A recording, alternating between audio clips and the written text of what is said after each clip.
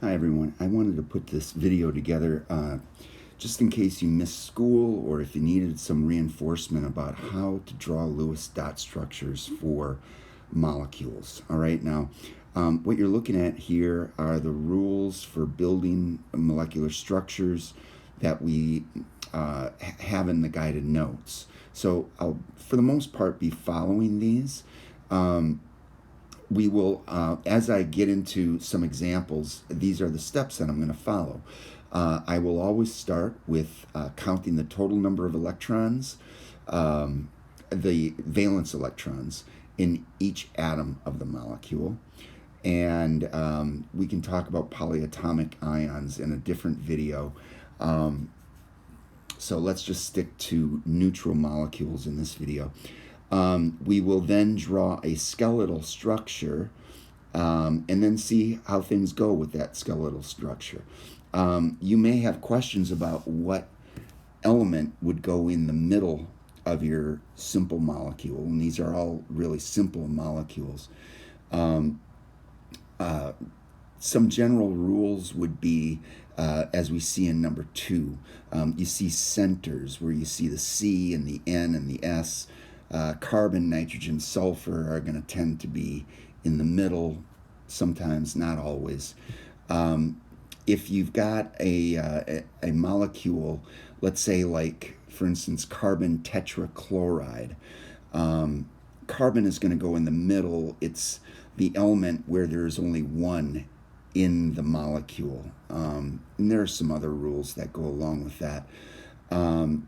Chlorine, it would be in that example, chlorine would be the atom that would surround the carbon in the molecule. Okay, so carbon would be in the center there. Like, for instance, with water, H2O, oxygen is in the center of the molecule. Another guideline to go by is if you take a look at number 3, no, I'm looking for the rule. Oh, it's actually in number 2. Remember that hydrogen can never go in the middle. Why is that? Because hydrogen can never form more than one bond. Imagine if you had hydrogen in the middle of a molecule, it would have to form more than one bond to be in the middle. It can't. It's impossible. Okay. So hydrogen will always be a surrounding molecule. Another rule here, the least electronegative element is most likely going to be in the middle. I'll go through some examples and we'll use that rule. You'll see how that rule plays in to this. All right, I think the best way to do this is just to jump into some examples. So I'm going to follow these rules as I'm going along. I'm going to go to a different sheet now.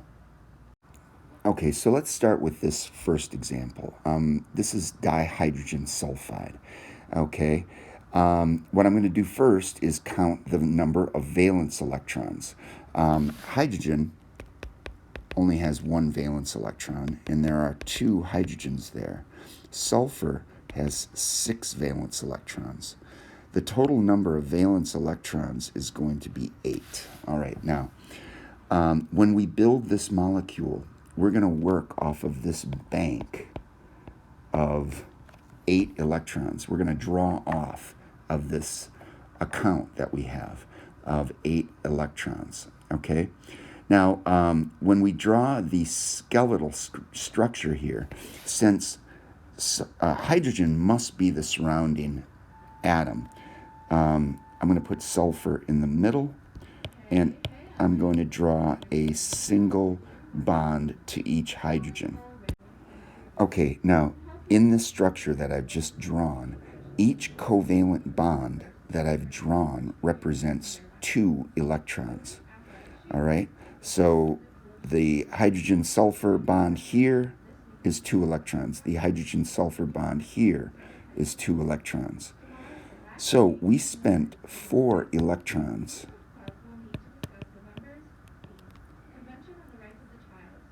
we used 4 electrons to build these covalent bonds. So we're going to withdraw those 4 electrons from that bank of 8. All right, so that's 8 electrons in the bank minus 4, which we used, we have 4 electrons left over.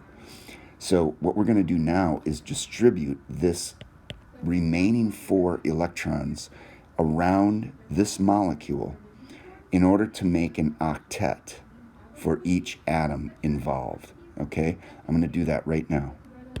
All right, so I just wrote some things out here. We had 4 leftover electrons, and I used 4 electrons to make the covalent bonds.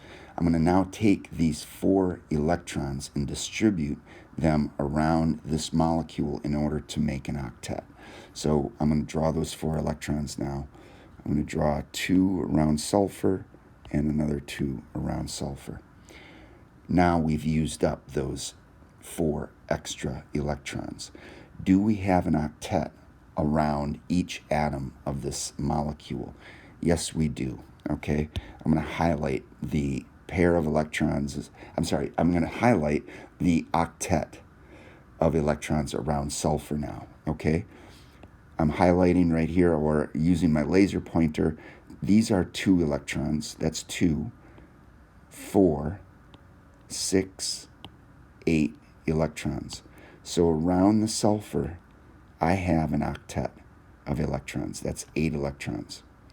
That's great. We're done with that. All right, let's check hydrogen. Now remember, an octet also means a filled valence shell. All right, we have 2 electrons around this hydrogen and 2 electrons around this hydrogen. Hydrogen can only hold 2 electrons. It's only got 1 orbital. Okay, so its valence shell is filled with those 2 electrons. I'm going to write this out. Okay, I wrote this out now. So we have 8 electrons around the sulfur, and that's a filled valence shell for sulfur. We have 2 electrons around each hydrogen. 2 electrons is a filled valence shell for hydrogen, for each hydrogen. In other words, this is an octet, even though that's 2 electrons. Let's think of an octet as a filled valence shell, okay? That means it's stable, all right? So we've got it. You know, this is the structure for dihydrogen sulfide. As long as we've used all the electrons available, valence electrons, and as long as we've created octets all around each atom, we have succeeded, okay? And we're finished. And this is our molecular structure. This is the Lewis dot structure for dihydrogen sulfide. Let's try another one. Okay, why don't we try this molecule? This is called oxygen dichloride. 1 oxygen, 2 chlorines. All right, first off, let's count the valence electrons.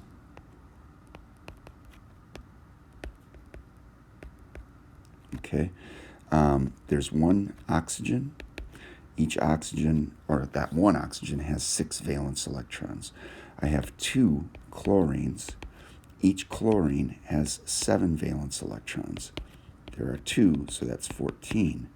My total number of valence electrons is 20.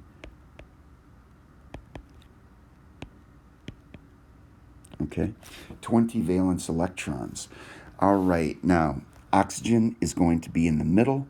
It is the element that in this molecule, there's only 1 oxygen and 2 chlorine. So the lesser element is going to go in the middle. All right.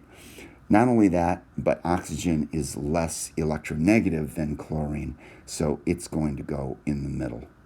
Okay. All right. So here, let's draw a skeleton structure now, where oxygen is in the middle and chlorine is around the oxygen, both chlorines. I used 2 covalent bonds to bind those chlorines.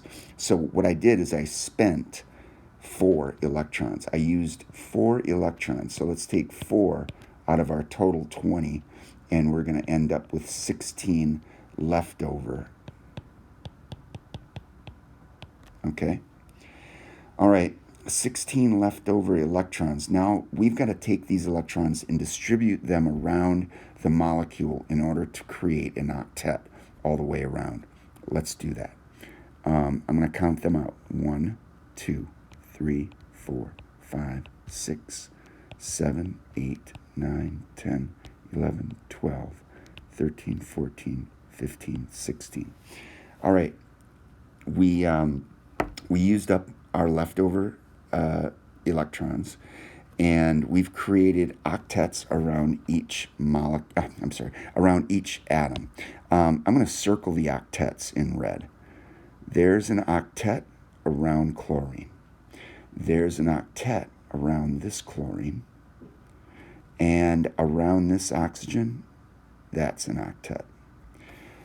We've satisfied our octet rule, and we've used up our electrons. This, in fact, is the molecular structure for oxygen dichloride. We're done. Okay? I'm just going to erase these because I don't want you to think that these circles have anything to do with the structure. I was just showing you the...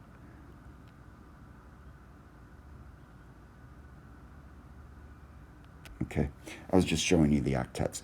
All right, I think I'll just close out on this video. Those were 2 examples. In the next video, I'm going to work with multiple covalent bonds. I'm going to try a double bond and a triple bond example. All right, thank you.